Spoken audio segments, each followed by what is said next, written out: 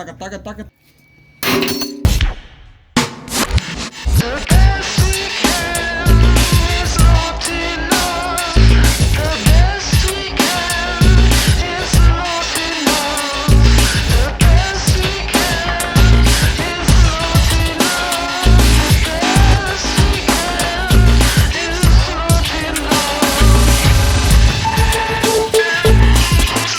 Alright, so what did you do today, Joseph?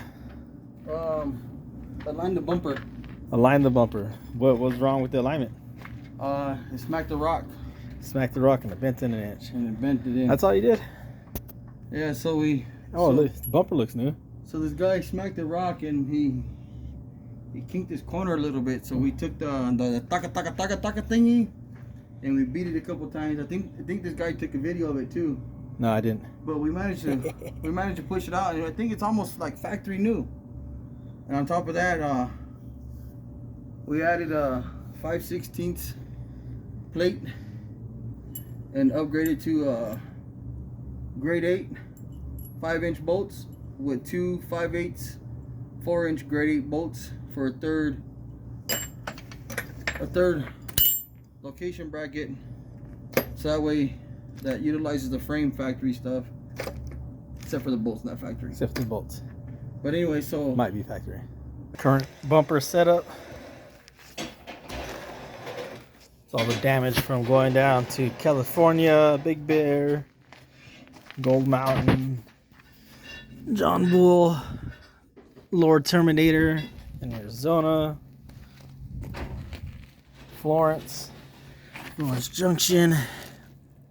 Look at that. Oh, nasty. Some more nasty. Look at that. And we'll see what it looks like when we get done with it. And then if you look at the inside, there's only one bracket here, if you can see in there, that's holding the bumper on. It has 2 bolts, and it's going to be the same thing on both sides. And what we're going to end up doing here is adding some more support here and adding a 3rd bolt for support. One of the problems I've seen on this current setup is whenever I smash the bumper when I'm reversing down an obstacle, the bumper will shift. So we're trying to address that issue and just give more support so the winch is pulling. It's more than just 2 bolts holding on to the truck. So what did we notice, Justin? What happened? The bumper buckled. So we actually did do some damage to the bumper. Right here. I've never noticed. I never pay attention because it doesn't look as bad. It's no longer protecting the fender. Yeah, so it got pushed in an inch. So we did, when I hit, so lower terminator claims that hit, and lower terminator is where we shoved the bumper in an inch, it looks like. When we look comparatively to the driver's side, which we did smack the driver's side a few times. I don't know what the hell I smacked it on, but. Well, you already got the 2 top ones and 2 front ones? Yeah. So you're just going to put this one through and then we're going to attack it? Yeah, we're gonna put it through, mock it up, and then tack it in place.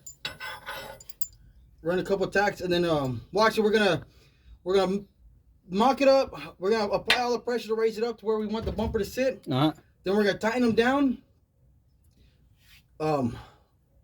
Get in here with the grinder as much as I can, clean it up a little bit, and then burn it. Yep. Then do the other side, and then tack it in place, and then remove it. And then after we remove it, come back in there, remove the bumper, and then go and burn it all through. Okay.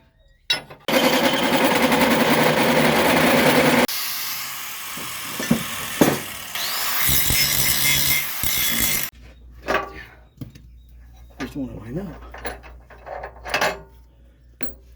Can you use an extra 2 hands to line it up? Huh? Can you use an extra 2 hands to line it up? No, I'm trying to figure out is I got 2 hands, but I'm not going to use them to help you.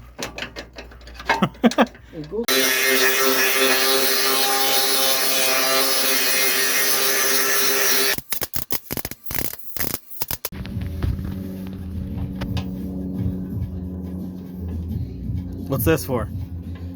To keep the gap. When we weld it, it holds up, keeps the metal plate in place so it doesn't twist and warp and widen or close the gap. So we got a 2.5-inch frame gap. Then you got the 1/8-inch 10-gauge spacer that goes in place. So we essentially need this gap to be the width of the frame plus the spacer when we weld it. We wait for this weld to cool, then we transfer to the other side, weld that side, and then theoretically it will slide right in, be a tight fit. It'll fit like a glove with the spacer in place, be no movement, no shifting. And then with the 1/2-inch holes, and then that 5/8 third hole for the 5/8 bolt should reduce your flex and twisting that you were having with the 1/2-inch, with the 2 1/2-inch bolts, or essentially with the 4 1/2-inch bolts. What's up? What's up, man? Oh, the man voice. So with the welding won't work with what? Without a ground, you guys got to ground your. You guys got to put one of these chingaderas down in order to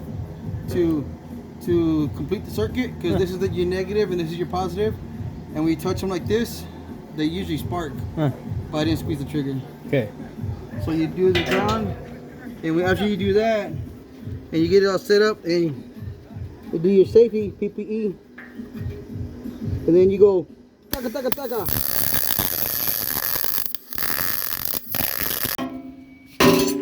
There we go.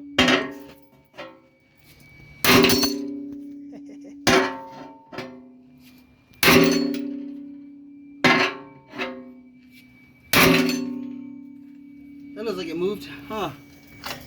Oh, you can see where it moved. I'm gonna move right there, but it's yeah. Maybe try to get a whack right here. It's right here. You can feel it. Well, after we push this down right here, you can feel how it's kinked right here now. Yeah. So we gotta try to get a good whack right here without hitting the top. Give it a whack.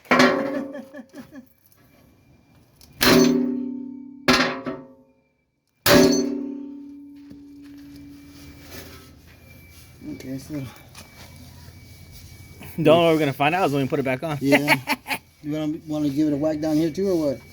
Sure, you want to get it a whack? Just in case. Just in case. Fuck it, we're here. Might Precautionary measure.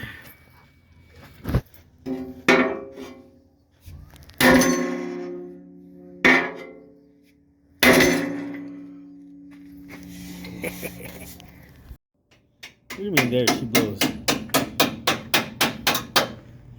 Huh. Pretty jazzy. Watch out for the dogs. Nice. We're mining for bumper alignment. Mining for bumper alignment. Can't see because it's on the dark side. But